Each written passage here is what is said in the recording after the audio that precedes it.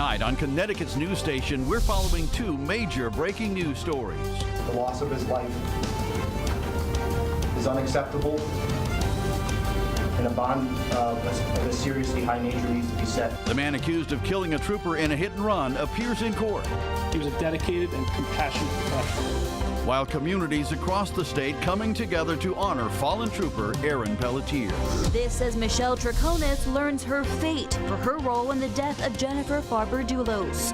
The defendant's actions in conspiring to murder my mother have had irreparable effects on my life. Losing my mother tore me from the joyful innocence of my youth. Emotions running high in court. Both these Dulos, the man we met and thought was a good man, was not what he portrayed. Our live team coverage starts right now. Now at 6, this is Fox 61, Connecticut's news station.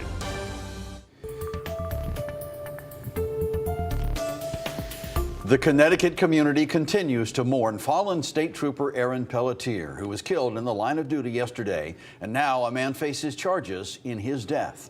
Good evening and thanks for joining us for the Fox 61 News at 6. I'm Brent Harden. And I'm Bridget Bureau. A procession held this afternoon with dozens of officers and their canines lining the streets outside the Chief Medical Examiner's office in Farmington. This to show their support for Trooper Pelletier. Now, Pelletier was hit and killed while conducting a traffic stop on I-84 in Southington yesterday. Sky 61 capturing the scene as the highway was closed for hours as crews responded. And tonight we are learning new details about the incident, about the suspect when he charged with his death and vehicle. Today, Alex Iola Sanchez went before a judge, and Fox 61's Matt Karen is in New Britain with what we've learned so far. Matt. Alex Iola Sanchez is 44 years old, but he didn't actually know how old he was when state police asked him. And that may be because he admitted to investigators that he was on a cocktail of fentanyl, cocaine, and other drugs when he crashed into Trooper Pelletier.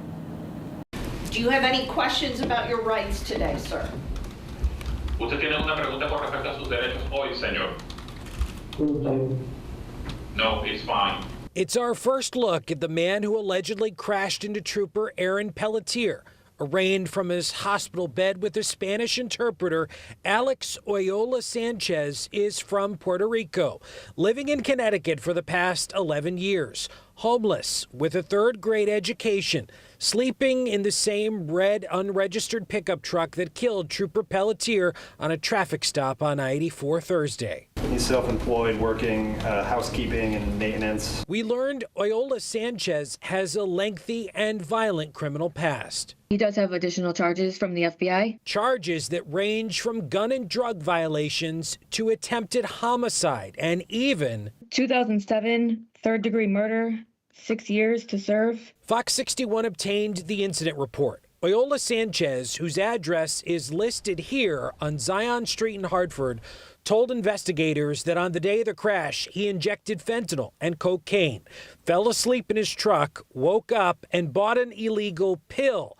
then drove to Waterbury for a job, striking Trooper Pelletier on his drive back. The loss of his life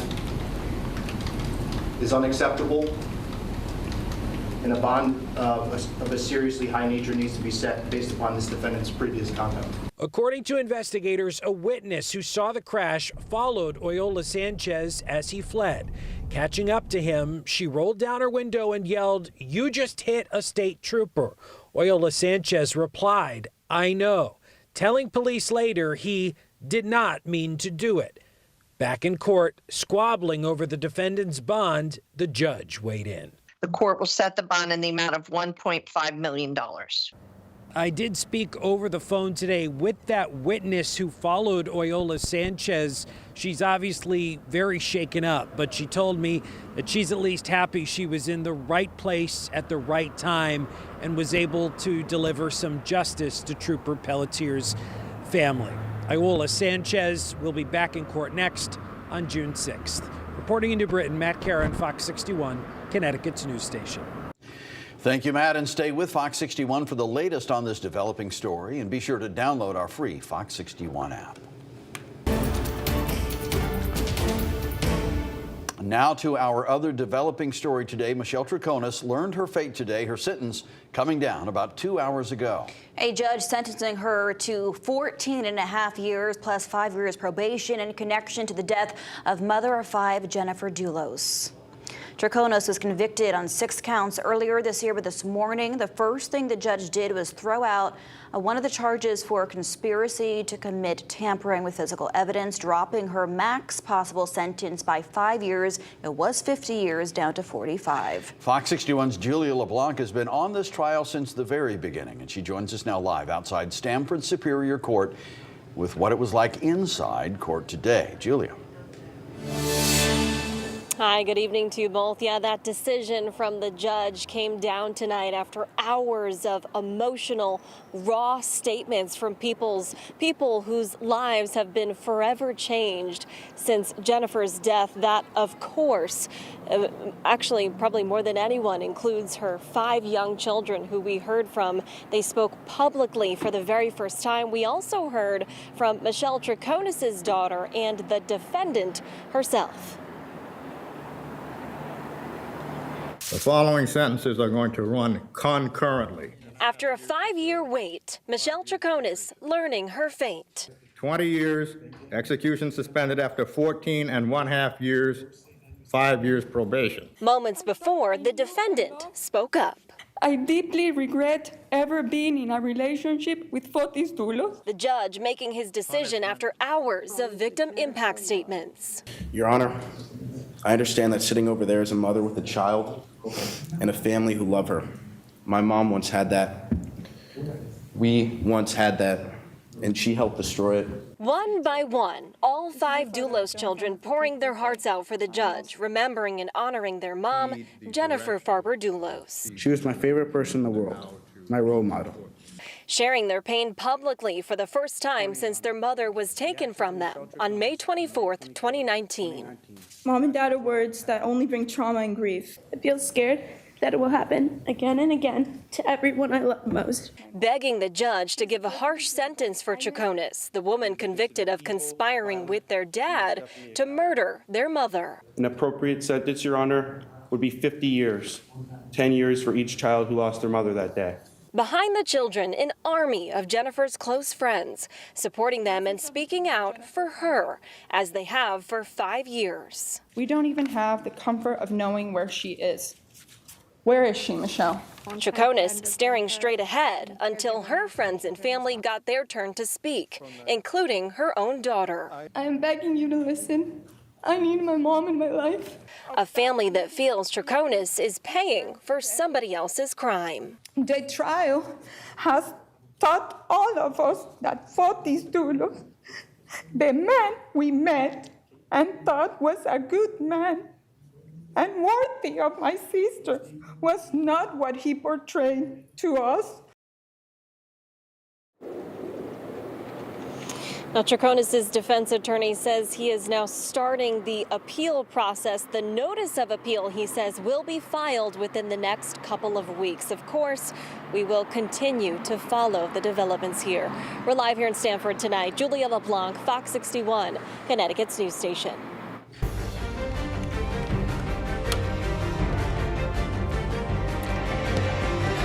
Our other big story today, reaction to Donald Trump's historic criminal conviction pouring in after the former president was found guilty on 34 felony counts. Fox's Connor Hansen has the latest from New York. Donald Trump says he's not done with his legal fight and will appeal this. President Biden responding to that conviction in a speech from the White House today. This is bigger than me. This is bigger than my presidency. Just one day after being convicted on 34 felony counts, a defiant former President Donald Trump blasted the trial, saying voters will vindicate him. Because everybody saw it was a rigged deal. It was a rigged trial. But we're going to make America great again. We're going to make it better than ever before. November 5th, remember, November 5th is the most important day in the history of our country. President Biden breaking his silence on the matter, also addressing the historic verdict. The American principle that no one is above the law was reaffirmed. The president working to reassure the American people that the justice system worked. Now he'll be given the opportunity, as he should, to appeal that decision just like everyone else has that opportunity. That's how the American system of justice works. But House Speaker Mike Johnson called the conviction absurd, saying the Supreme Court should get involved. I do believe the Supreme Court should step in. Obviously, this is totally unprecedented, and it's dangerous to our system. What you saw is, for the first time that we can remember, Donald Trump does not get to control the narrative in court. Over the next 6 weeks, in preparation for Trump's sentencing, the former president will have to report to the New York City Department of Probation. In New York, Connor Hansen, Fox 61, Connecticut's news station.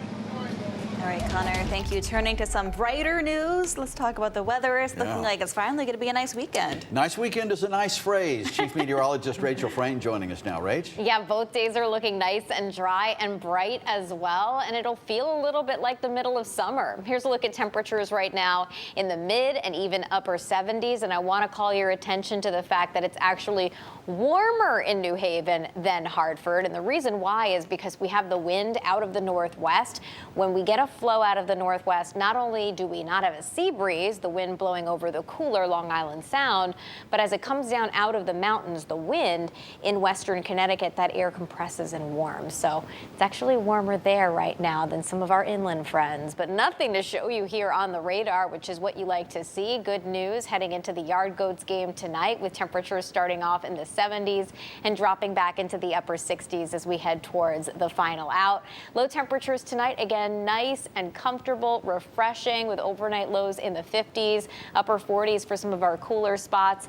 We start the day and finish the day with lots of sun. As we head through the afternoon, we're looking at temperatures at noon in the 70s and high temperatures that will climb in the lower to middle 80s as we head through the afternoon, feeling like summer. Sunday looks beautiful too. We'll time out some showers coming up.